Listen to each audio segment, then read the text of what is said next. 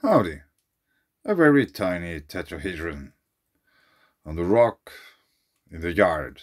I just spotted it yesterday as I was watching kids playing, and I thought, yeah, that's pretty neat.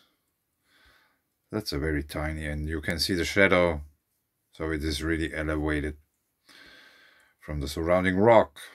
But now let's talk a little bit about water. We are again at Euronews.green, whatever that page is, but that's some really recent article. Golden algae to blame for river odor crisis. But is climate change the real culprit? I haven't read this yet. I just thought I will search something actual. A rare glut of golden algae is the most likely culprit behind mass fish deaths in the river Oder, tests have found. Authorities on both sides of the river in Poland and Germany have been mystified by the ecological catastrophe which has caused tons of fish, birds and mollusks to die since late July. But researchers at Germany's Leibniz Institute of Freshwater Ecological and Inland Fisheries, EGB, now believe they have got to the bottom of the crisis, after finding Prymnesium parvum in all recent samples from the Oder. When this specific type of algae is present in very large quantities, as the case in the Oder samples, very high toxin concentrations must also be assumed, says Elisabeth Varga from the University of Vienna, who led the analysis of the IGB samples. Research is still needed on the toxicity of the algae, and it is not yet clear whether humans and other animals could also be affected, the IGB said in a statement on Friday. What is golden algae and what causes it to spread in rivers?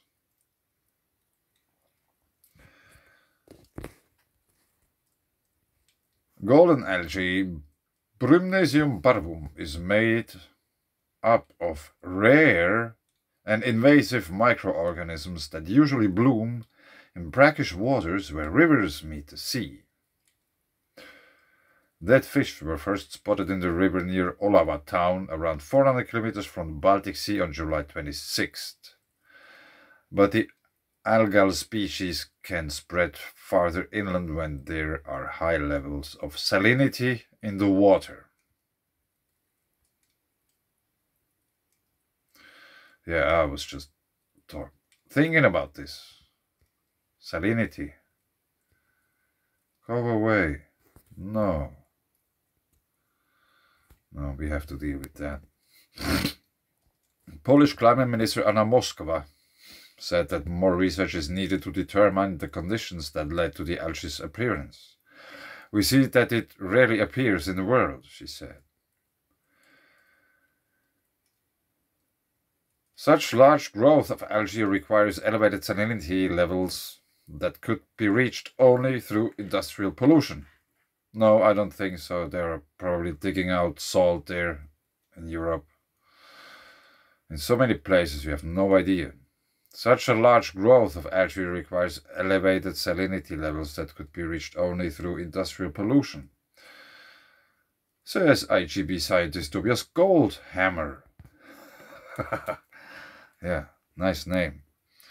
Polish politician Piotr Boris points to one company in particular, copper smelting giant KGHM, which reportedly released huge amounts of salt water into Glogov refinery between 29th July and August 10th.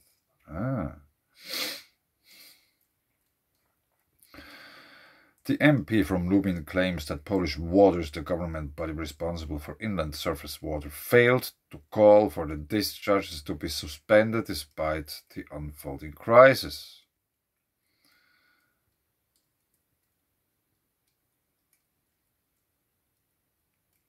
Is climate changing making global golden algae blooms worse? Climate change could have also played a role. Like many great rivers across Europe, the Oder has been shrunk by the climate-driven drought in recent weeks, contributing to high concentrations of pollutants and salinity.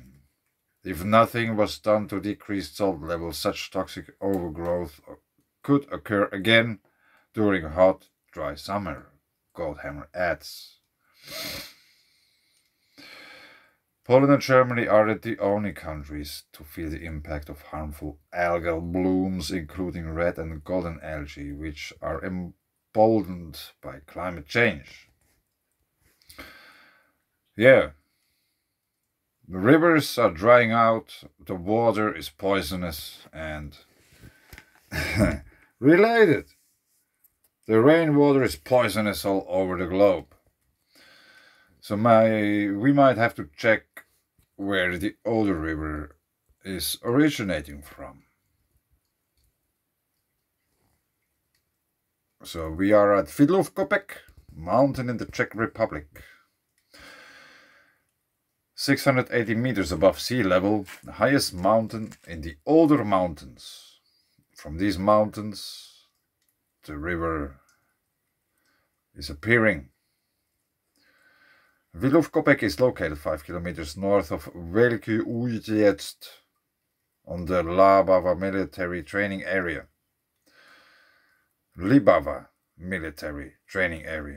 At its western foot is the deserted village of Warhost. Only a chapel remains from the village that died out after the Second World War. To the east lies the deserted town of Elizina, in the Oder Valley, southeast of Kotzlov. The Odra spring is halfway to Kotzlov. South of the mountain rises the Olejnice. In the northwest, the Wahozhodsky Potok. So, here we have a little map.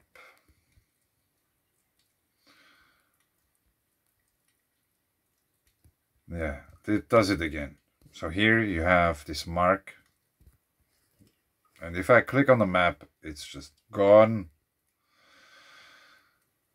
But anyway, we are in this region. If it would just let me draw here, where you find those Oder mountains. And probably you cannot see. If you don't know, you cannot see. But let's change the picture into terrain view. Ta-da! Bruntal volcanic field. Eruption style unspecified. None less eruptions. None during the past 10,000 years.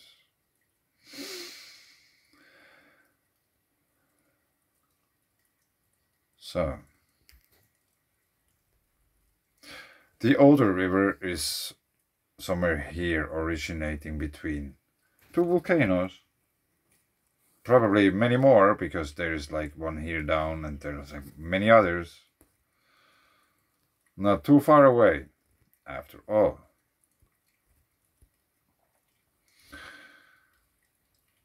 Olomouc.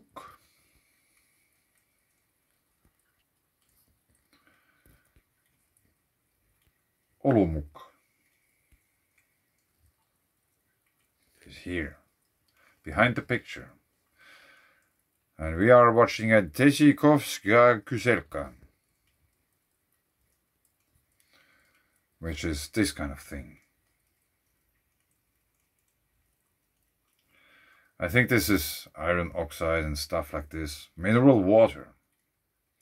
Charged water. There might be living algae in this already. And there are like several of these kind of pools and these kind of things. I didn't find any more information about this. How old? What's the history behind that? How many dragons would we find if we would discover this kind of knowledge about this place. I didn't find yet any. These are just random pictures.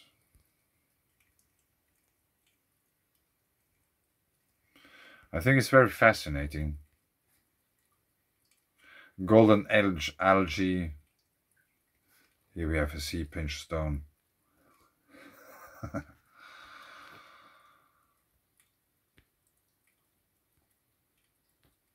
Yeah, there are just water streams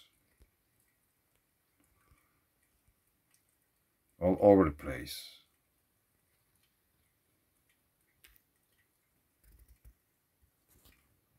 I will try to put a link below to this, and I think I will leave it here, because the actual region where this Oder river is originating from, it is blurred out almost entirely.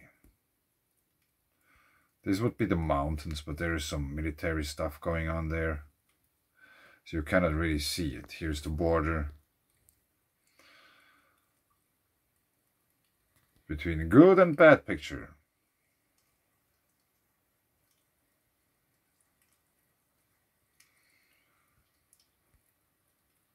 Let's just see quickly if there's would be anything. Let's go to Brunnoce. Tourist attraction. Boom. Yeah, what a find.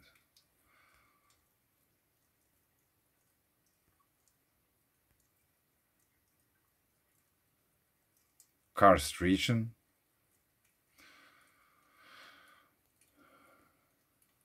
No, it doesn't work.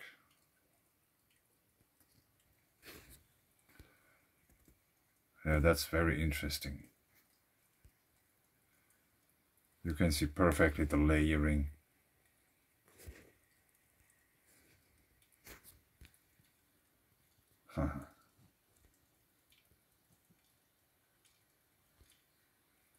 Tetrahedrons stacked on top of each other. There you can walk through. And it's green, of course, because there is water bubbling out. Probably in the ancient times there was much more water coming out there. This might be some well as well, a spring. There has been water coming out. And those outflows are fluctuating. So if you find this kind of ancient place and there's no water or something, you have to probably assume that there has been once water coming out. Let's take this picture.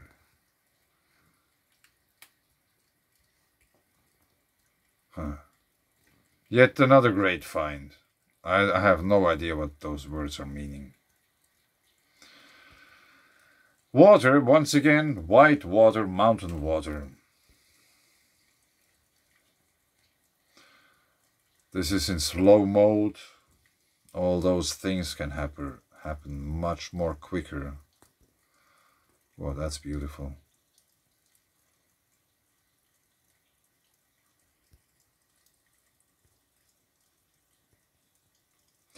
There is so much stuff in this region.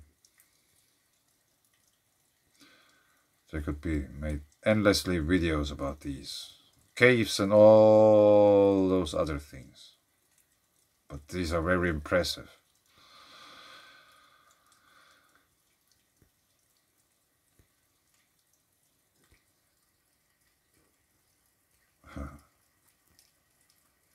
That's huge. The guts of a mountain.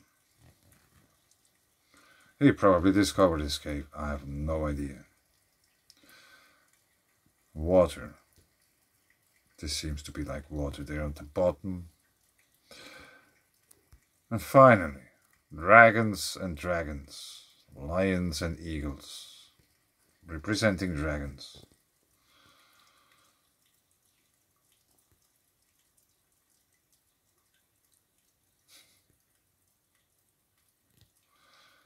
Very nice. But I leave it here.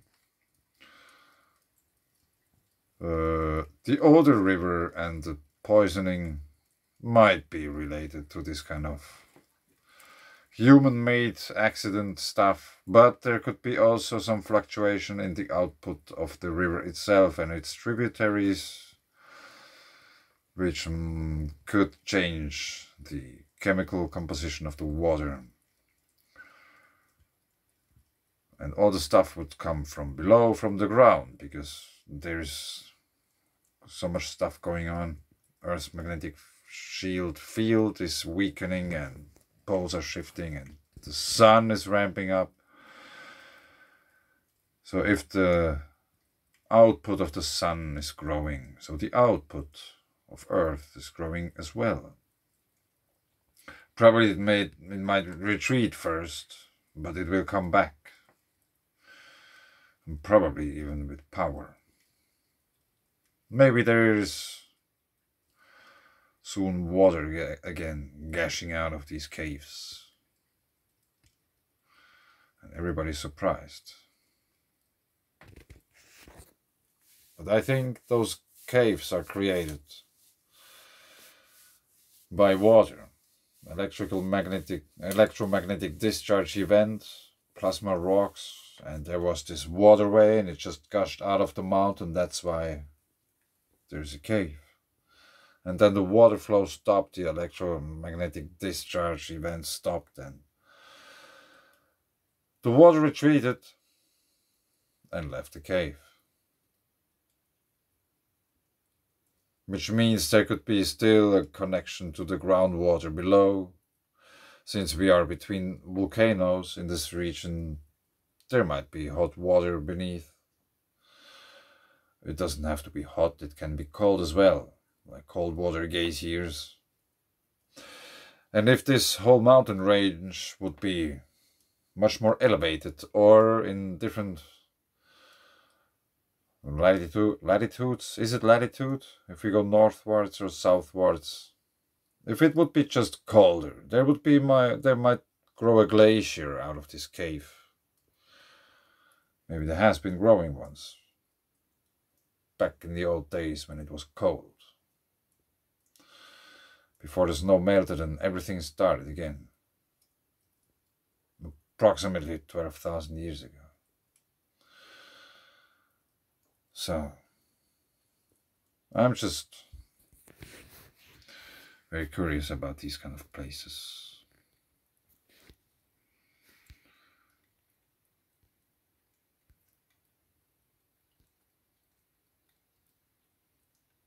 And also this design, there could be interpreted so much. There could be this kind of Venus kind of shape here, or the double pillars of the sky from the polar configuration.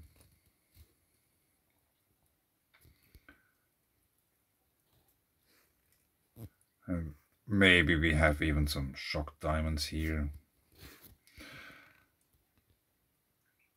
Parad instabilities.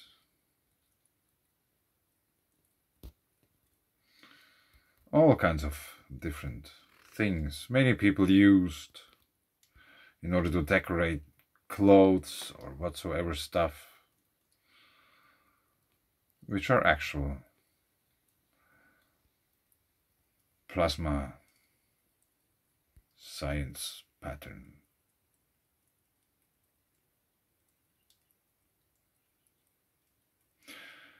I think this red color might indicate that we have also here quite a big amount of iron within the water. But yes, thanks, bye.